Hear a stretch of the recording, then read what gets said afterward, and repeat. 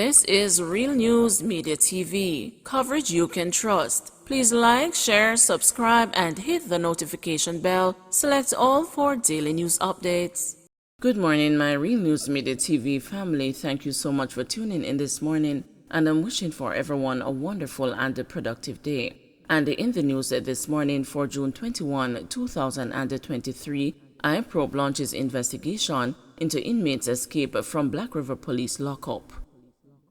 The Jamaica Constabulary Force on Tuesday said that an internal investigation conducted by the Inspectorate and the Professional Standards Oversight Bureau is underway to determine the circumstances surrounding the escape of the 8 inmates from the Black River Police Station lockup.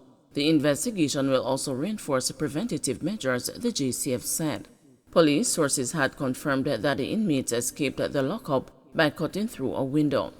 The escapees, who were in custody for serious crimes, including murder and aggravated robbery, are now subjects of an intense manhunt.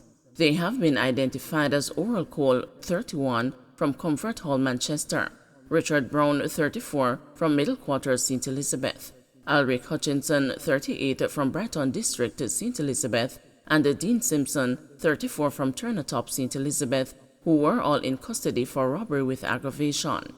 The others are Anward Hines, 34, known as Kirky, from Maroon Town, St. James, who are facing charges for a quadruple murder; Javon Sims, 25, from Copperwood, St. James, and Kenneth Stewart, 30, from Beacon Hill, St. Catherine, who were both being held for murder; and Demar Williams, 29, from Gravel Heights in Spanish Town, St. Catherine, who was in custody for shooting with intent. The police are urging the public to remain vigilant and to report any sightings or information that could lead to the inmates' recapture. The constabulary are also encouraging the escapees to turn themselves in and allow the justice system to take its course. Evasion will only amplify the severity of the situation, the JCF said. Members of the public can report any suspicious activities or unfamiliar individuals to the National Intelligence Bureau tip line at 811, Crime Stop at 311, Police Emergency Number at 119, or the nearest police station. The JCF reminds the public that harboring fugitives is a serious crime. Verdict expected June 29 for cop accused of abduction and rape. A police sergeant accused of raping and abducting a 16-year-old girl in 2019 is to find out the verdict in his case on June 29 in the Home Circuit Court. The trial of defendant Christopher Bennett, who was stationed at the Denham Town Police Station in West Kingston, was concluded on Monday. It is alleged that on June 17, 2019, the policeman offered the complainant a ride from the station and, against her will, took her to the Palisades Main Road in East Kingston, where he sexually assaulted her. A report was later made to the police, and after a probe, Bennett was arrested and charged. His attorney, Peter Champagny, has maintained that his client is innocent. Men charged with murder of Excelsior High Vice Principal denied bail. 2 men implicated in the 2020 murder of Excelsior High School Vice Principal Colleen Walker were denied bail on Monday when they appeared in the Home Circuit Court. Randy Raymond, also known as a teacher who is of no fixed address, and Michael Small, also known as Our, a truck driver from a New Haven St. Andrew address, were both denied bail on murder charges. Walker, who was 53 years old, was attacked late in the afternoon of April 9 as she attended to flowers in her garden at her home in Queensbury, St. Andrew. Her lone attacker, who traveled on foot, shot her several times in the upper body. She was taken to hospital where she was pronounced dead. It is believed that a hit was ordered on the vice principal. The men are to return to court for a plea and a case management hearing on July 13. Job descriptions tabled for cabinet ministers and MPs. The long-awaited job descriptions for cabinet ministers and members of parliament have been tabled in the House of Representatives. Prime Minister Andrew Holness tabled the document late Tuesday evening and announced that a joint select committee will be refining the job description for MPs. The job descriptions come in response to public backlash due to the massive salary hike to the political directorate. The 9-page job description for government ministers outlines a number of requirements and deliverables. Ministers have 25 main areas of responsibility, which include attending cabinet meetings, coordinating and providing policy and the strategic leadership of their portfolios. Cabinet ministers also have to get feedback from experts on areas within their portfolios, provide reports to Parliament, pilot legislation, and carry out any other duties assigned by the Prime Minister. As it relates to qualifications and experience for the job, the document states that ministers are qualified, according to the laws of Jamaica, to be appointed to the House or the Senate. Cabinet ministers must also understand the government, the laws of Jamaica, engage in critical thinking, have the ability to mediate disputes, and a strong conviction to principles of good governance. There was no stipulated time period for experience, just a period of progressive experience gained through advocacy, political or professional affiliation, community involvement, voluntary sector or business experience. The document also outlines the working conditions, noting that government ministers are expected to travel, work long hours, be away from family for an extended period, are always on call, have high levels of stress, and will be subject to verbal abuse and threats. Mr. Holness pointed out that although the job descriptions do not propose anything new or outside of the laws of Jamaica, few people have full appreciation of what the appointment requires.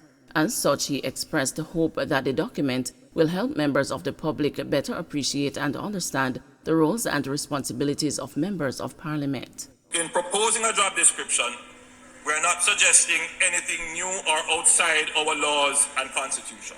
However, few people have a full appreciation of what the appointment requires or the election to be a member of Parliament requires. It is hoped that this job description will help members of the public better appreciate and understand the roles and responsibilities of ministers and members of Parliament.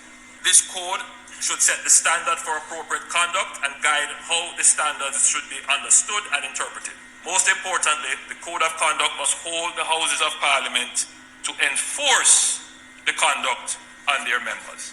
The development of the Code of Conduct is an important exercise in the agency and maturity of the Jamaican Parliament. It cannot be good for this institution that the society must tell us the standards to which we must adhere. We are not a parliament of children. We must be the body that leads the setting of standards and carry the people with us. The PP suggests a mandatory minimum sentence for child offenders only in capital murder cases. Director of Public Prosecutions Paula Llewellyn is suggesting that the proposed mandatory minimum sentence of 20 years be applied only to child offenders who commit murder in the furtherance of another crime. This, she says, would enable them to be tried for capital murder. However, she suggested that for all other types of murder, the judge should be left with the discretion, depending on the circumstances, depending on their antecedents, depending on what the child psychologist says, and depending on everything, to impose a sentence as they deem appropriate. Referencing the Tafari Morrison case, where the Privy Council maintained that the minimum sentence of 20 years was not unconstitutional, Ms. Llewellyn admitted there could be other cases where the mandatory minimum is not justified. Looking at the proposed amendment, is that perhaps the mandatory minimum in respect of 20 years be left for children who have committed murder in the course or furtherance of one of the categories, which would make them eligible to be tried for capital murder. And we would suggest, to meet the concerns just expressed, and maybe for some of the legislatures, that all other types of murders, the judge be left with the discretion, depending on the circumstances, depending on their antecedents, depending on what the child psychologist says, and depending on everything, to impose a sentence as they deem appropriate. The court was satisfied that the minimum sentence imposed in this case was not incompatible with our charter, but accepts that considering the wide operation of the provision to children, there may be cases where the minimum sentence would constitute inhuman or degrading punishment or treatment. That does not, however, require the board to strike down that portion of Section 20. So it would seem that the proposal for minimum mandatory in this case would pass the test of constitutionality, but it is our view that a distinction should be made between the various types of murders in respect of where this mandatory minimum would obtain. Don't forget to like, share, subscribe, and hit the notification bell. Select all for daily news updates.